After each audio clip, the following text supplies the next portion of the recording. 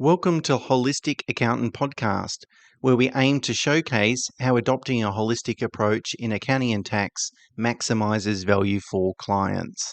Beyond traditional tasks like preparing financial statements and tax returns, a holistic accountant focuses on offering advice that maximizes personal wealth on an after-tax basis.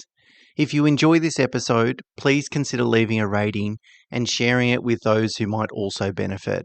And to ensure you stay updated, subscribe to our weekly email. The link is in the show notes. Okay, today, Mena, I would like to talk about utilising your business cash flow as efficiently as possible. Now, one of the big things a big common mistake that people in business make is that they feel like, well, we've got a business, it makes profit. We appreciate that our company or trust or whatever structure you might operate from needs to pay some tax on that profit.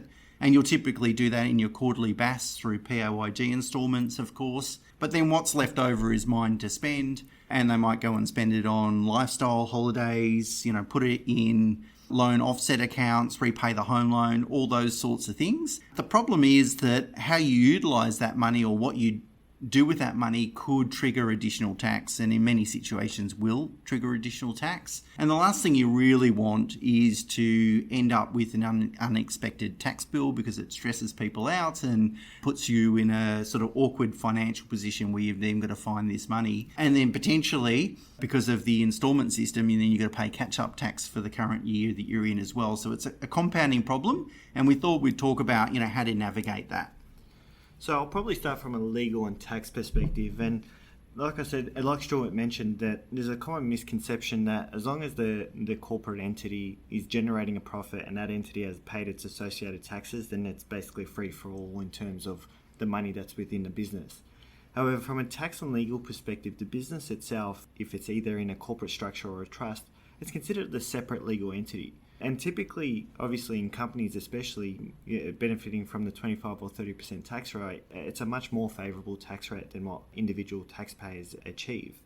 So basically what the ATO do is they want to carefully monitor arrangements where taxpayers withdraw money from the company without declaring it as wages or dividends or distributions or the like. Because there's obviously a top-up tax that's payable when funds are taken out of the company to the individual. Saying this though, having excess sort of funds or retained earnings in your business is a massive asset protection risk.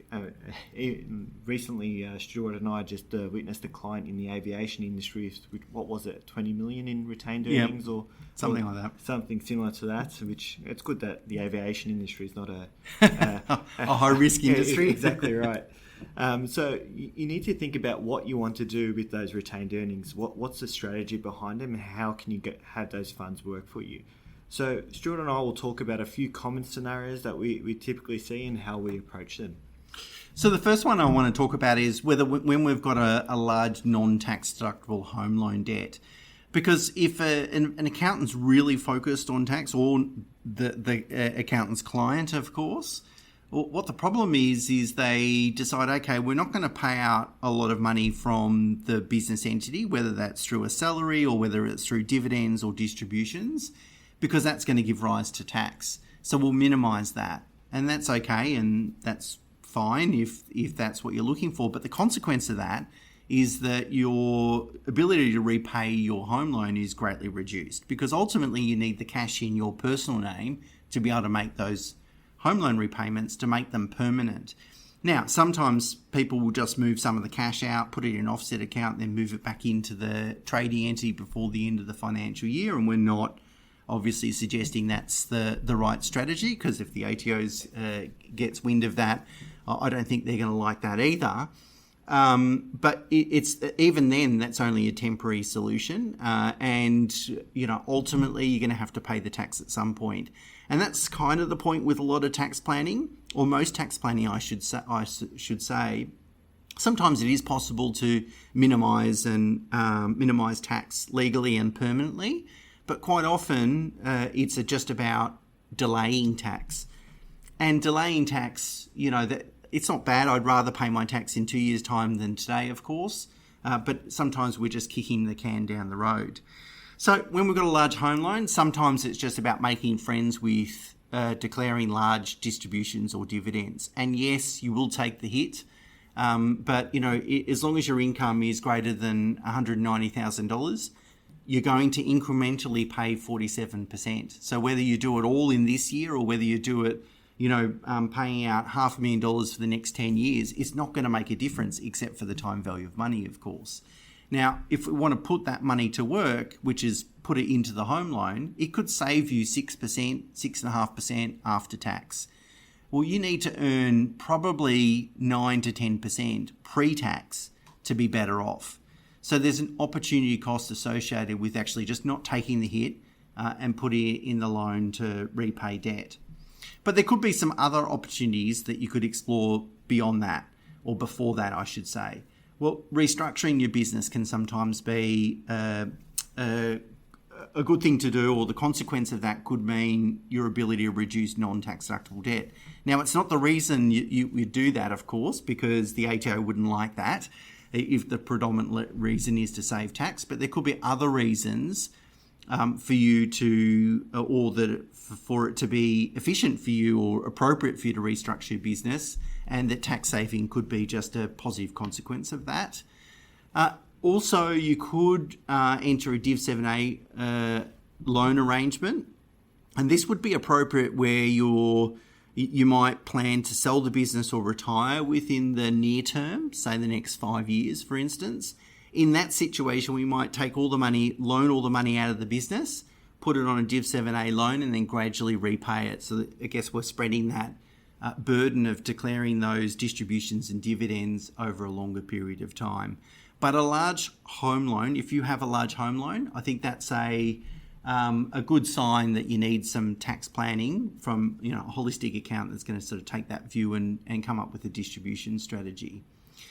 The other scenario we see is where a client needs a home loan deposit. So that is that they've got into a business. The reason they've got into a business, obviously, improve their financial position. They want to get into the property market as soon as possible. But again, how do you do that tax effectively? Well, it's kind of similar to the similar approach to the large home loan that I just spoke about. We would investigate a potential restructure. We just did one for a client, and a large proportion, 2/3 of their debt, will now be tax deductible. If we hadn't have taken the approach that we did with that client, 100% of the debt would be non-tax deductible, and we worked out it'll save them about $60,000 in tax. So having a good strategy, particularly for clients that we know down the track that they're going to want to get into the property market or make investments or do these sorts of things, it gives us a little bit of a runway to deal with some planning. The alternate also is to drip feed the money out over a longer period of time. So again, the entity would loan the monies for the deposit, for the housing deposit, and then we would build a dividend or distribution strategy that gradually repaid that deposit monies over a period of time. And those monies could be repaid even through additional borrowings, because again, when someone is just starting out in business, they want to get into the property market. Hopefully what they expect is their profitability to increase over time, and hopefully they build equity in the property they're buying, and that could then, together with their increased equity and borrowing capacity, they could be in a position where they're able to repay that business. So another scenario is where clients need funds for investment purposes.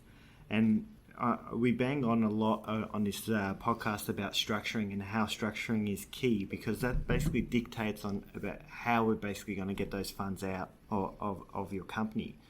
Now, say for example, we've got a client that wants to start investing in the share market or establish a share portfolio. What we'll typically do is establish what we call a corporate beneficiary. And we would need to ensure that the shares of the company, of the main business, are owned by a family trust. And what that gives us, it gives us the flexibility of basically maintaining the corporate tax rate and distributing funds into a corporate beneficiary and investing in it without actually paying any top-up tax as such. So it's really important that you work with your holistic accountant to see what you can do from a structuring perspective to improve your overall tax position, and how you can actually help you sort of fund your overall wealth creation. Now, if it's a personal investment, then you might want to consider gearing. So when you gear in your personal name, it allows you to stream larger dividends or distributions from your business, and the tax effect of that is basically offset by the gearing, so you're no worse off. Now, another situation we commonly find is that clients are coming up to retirement, and obviously they've been trading for a few years. The business is quite profitable. They've got a lot of retained earnings. Now, what do we do with that? They can't sell the business because it might be just key person sensitive, or it might be in an industry, or it might even be an investment entity with just a lot of retained earnings. So what we typically do is actually pause wages or dividends whilst they're working, and what would put the funds that they take out on what is called a 25-year secured Division 7A loan agreement.